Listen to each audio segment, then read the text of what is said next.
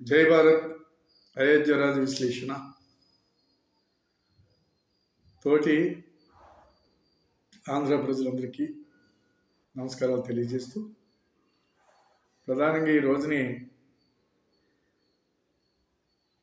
YS Vivekananda గారి యొక్క 5వ వర్ధంతి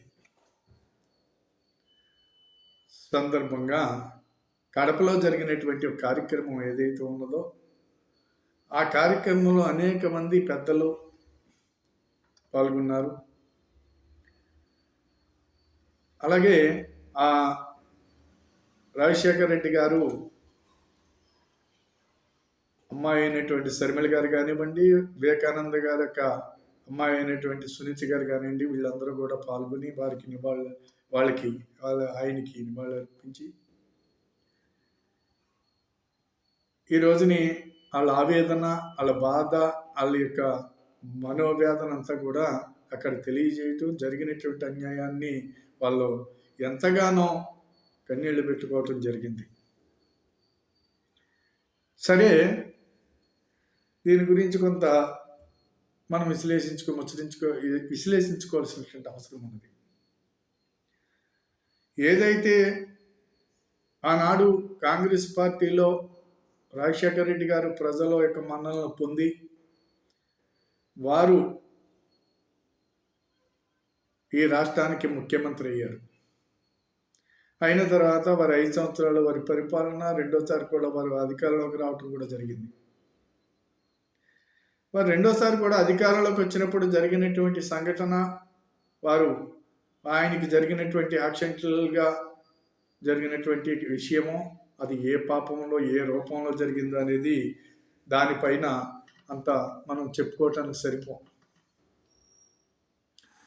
అయితే ఆ రోజుని నాకు ముఖ్యమంత్రి కావాలి అని చెప్పి తండ్రి యొక్క శవం ఈ రాజశేఖర రెడ్డి గారి యొక్క ఎక్కడ ఆయన జాడ తెలియట్లేదని యావత్తు దేశ ప్రజలందరూ కూడా ఎదురు చూస్తూ ఎంతో ఆందోళన చెందుతున్నటువంటి టైంలో ఆ రోజున ఉన్నటువంటి జగన్మోహన్ రెడ్డి గారు నన్ను ముఖ్యమంత్రి చేయటం కోసం ఒక బ్యాచ్ ప్రత్యేకంగా పనిచేసి సంతకాల సేకరణ చేయటం జరిగింది.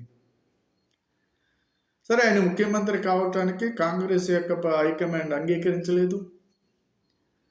తర్వాత ఎవరైతే ఒక సౌమ్యుడు, ఒక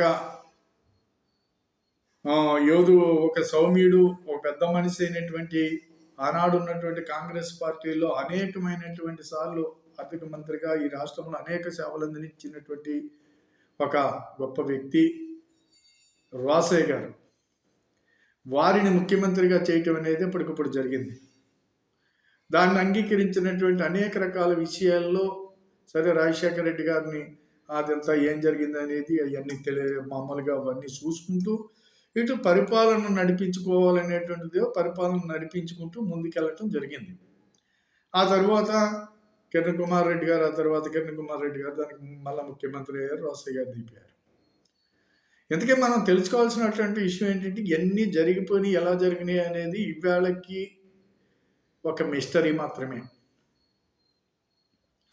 సరే, ఏదైనా అయినప్పటికైనా సరే మనం అనేకమైనటువంటి వార్తలు విన్నాం, అనేక రకమైనటువంటి వింటూ ఉన్నామే తప్పించి ఏది నిజము ఏది అబద్ధం అనేది ఇవాళకి తెలియనటువంటిదే కదా.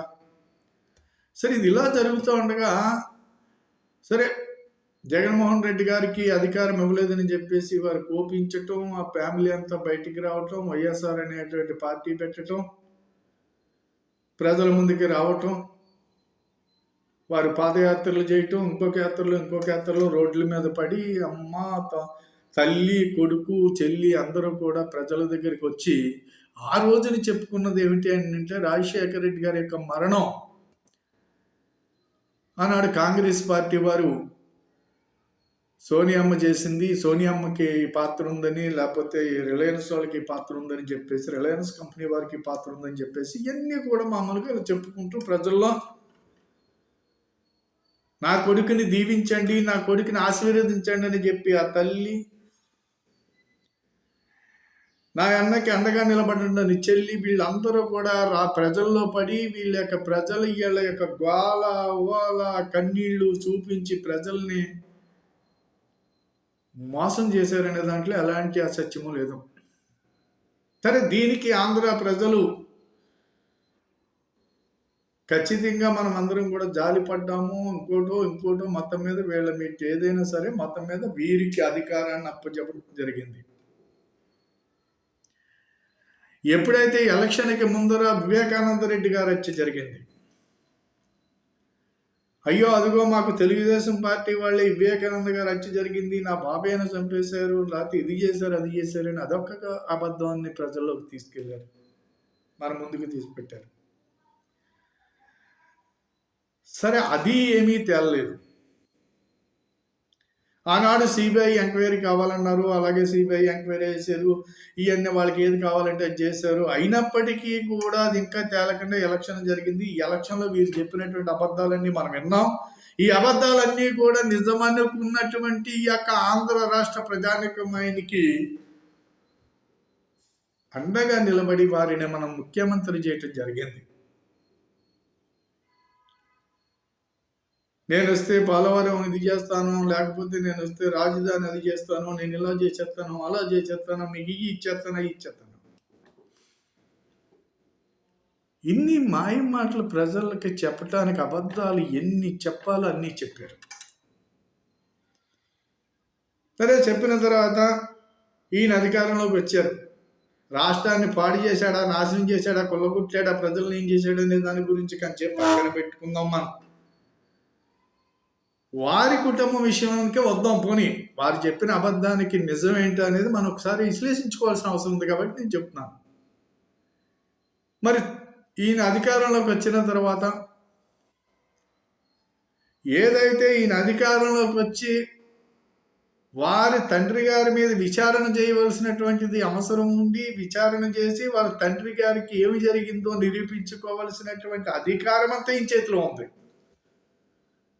వ్యవస్థలన్నీ వీరి చేతిలో ఉన్నాయి. ఆనాడేసినటువంటి సిబిఐని ఇంకా కుదరదు, మీరు అక్కర్లేదు, మేము చూసుకుంటాం అని చెప్పేసి వీరు సిబిఐని వెనక్కి పంపడం జరిగింది.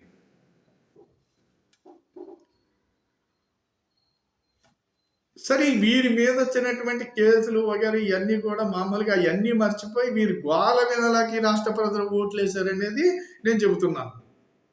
వారు ఎన్ని కుంభకోణాలు చేశారు, వాళ్ళు ఈ రాష్ట్రంలో ఎంత దోచుకున్నారు అనేది ప్రజలకు తెలుసు, తెలియక కదా ఇక్కడ. కానీ వీళ్ళు చెప్పిన అబద్ధాలు నమ్మేసాం, ఇవన్నీ వదిలేసాం. నమ్మేసి ఇవన్నీ వదిలేసి ఓట్లేసి ఆయన్ని ముఖ్యమంత్రి సీట్లో కూర్చోబెడితే ఆయన చేసినటువంటిది ప్రజా సంపదను ఏ రకంగా నాశనం చేయాలో మొత్తం అన్ని నాశనం చేసి పడదొబ్బాడు. అది ఇంకా ఒకటి చెప్పుకుంటే మనకు టైం సరిపోదు. మరి రాజశేఖర రెడ్డి గారి విషయానికి వస్తే ఆయన హత్య చేయబడ్డారని చెప్పినటువంటి వీళ్ళు, ఆయన మరణం వెనక కుట్ర ఉందని చెప్పినటువంటి వీళ్ళు మరి ఏమి చేశారో మనం ప్రజలు అడగాలి. ఏదైతే రిలయన్స్ అని చెప్పారో ఆ రిలయన్స్ యొక్క అధినేతను తీసుకొచ్చి అందులో ఉన్నటువంటి ఆయన్ని తీసుకొచ్చి ఇక్కడ సన్మానం చేసి ఆయనకి రాజ్యసభ ఇచ్చి ఆయన్ని సత్కరించారు. మరి నువ్వెవరైతే దొంగ అని చెప్పినటువంటి వ్యక్తికి నువ్వు సన్మానం చేసి మీరు ఒక గొప్ప పదవి ఇచ్చి పంపించారు అంటే మీరు చెప్పింది అబద్ధమే కదా అని ప్రజలు నేను కోరుతున్నాను. అబద్ధమని నమ్మాలా, అబద్ధం అవునా కాదా అనేది ఒకసారి ఆలోచించండి. అంటే రాజశేఖర రెడ్డి గారి యొక్క మరణం వెనుక జగన్మోహన్ రెడ్డి గారికి తెలిసినటువంటి విషయాలు వారికే తెలుసు, వారికే అన్నీ తెలుసు అనేది మనకైతే తెలియదు. ఆ మరణం ఎలా జరిగిందో వారికే తెలుసు.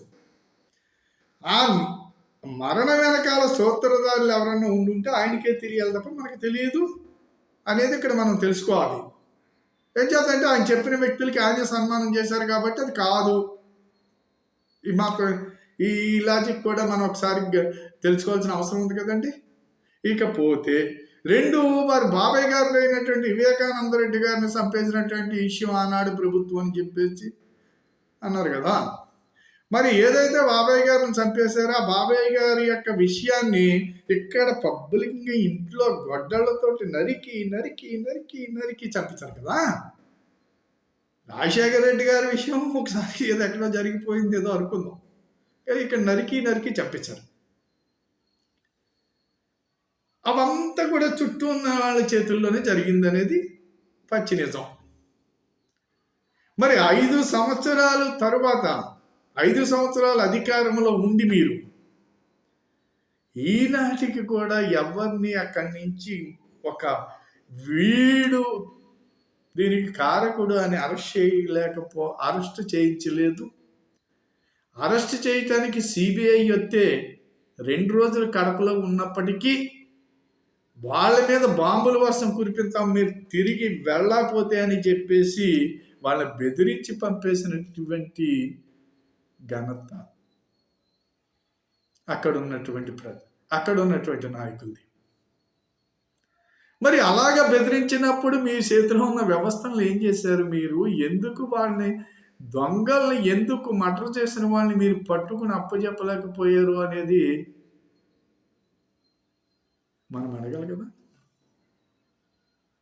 మరి దీని వెనకాల ఎవరున్నారు? ఎందుకు జగన్మోహన్ రెడ్డి గారు చేయలేకపోయారు? సూత్రధారులు ఎవరు? మరి అధికారంలో ఉన్నటువంటి 5 సంవత్సరాల అధికారం ఉన్నటువంటి మీరు తెలుగుదేశం వాళ్ళు ఎవరైనా చేసి ఉంటే వాళ్ళు ఊరుకుందిరా? ఊరికే పున్నాను జైల్లో పెట్టి కొట్టేస్తున్నారు. అసలు ఇంక జీవితానికి అది పని చేయకుండా కొట్టినటువంటి సంఘటన కూడా బోడు మందిని మీరు చేశారు. అంతే కాబట్టి ఇక్కడ పాపం మీరు పాత్ర లేదనేది ఇందులో ఎవరో కూడా వీరికి వ్యతిరేకుల పాత్ర ఎక్కడా లేదు అనేది ఇక్కడ స్పష్టమైపోయింది కదండి. ప్రజలు ఆలోచించండి ఒకసారి. అందుకని ఇది ఒక అబద్ధం.